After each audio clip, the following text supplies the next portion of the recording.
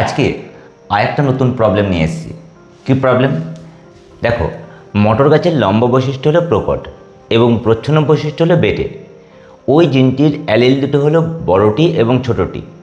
এইরূপ মটর গাছের পিতা ও মাতার মিলনের ফলে মোট 250টি অপত্যের সৃষ্টি হয়, যেগুলোর মধ্যে 124টি অপত্য লম্ব বৈশিষ্ট্যযুক্ত এবং বাকিগুলি বেটে হলে তাদের পিতামাতার জিনোটাইপ কী রূপ ছিল।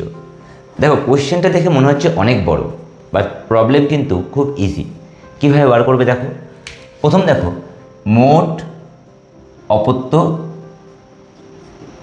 250টি, যার মধ্যে লম্বা আছে 124টি। তাহলে বেটে কটা হবে? বেটে হবে 126টি। এবার চলে আসি আমরা লম্বা ইজ টু বেটে ইজ ইকুয়াল টু 124:126। এক্ষেত্রে দেখো প্রায় 1:1, একদম 1:1-এর কাছাকাছি রয়েছে। অর্থাৎ আমরা বলতে পারি যে ক্রসটা করা হয়েছে সেটা কি cross? Test cross.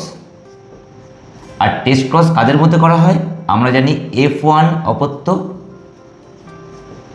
Into recessive জনিত্রী।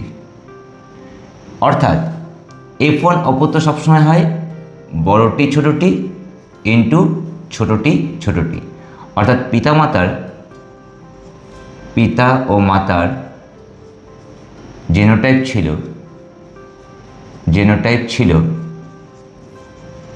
বড়টি ছোটটি এবং ছোটটি। হোপ তোমরা বুঝতে পেরেছো। এই ধরনের কোশ্চেন যদি দেয় আশা করি তোমরা করতে পারবে। তাহলে আমি একটা প্রবলেম দিচ্ছি। যদি এক্ষেত্রে মোট অপত্য 200টি হতো, যার মধ্যে 148টি ছিল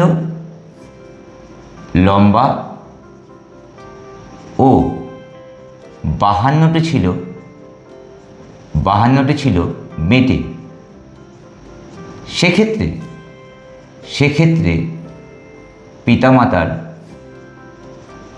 ও মাতার জেনোটাইপ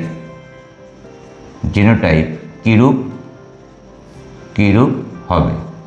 তোমরা অবশ্যই এটা আমাকে কমেন্টে জানাবে। Till then, thank you. দেখা হচ্ছে নেক্সট ভিডিওতে।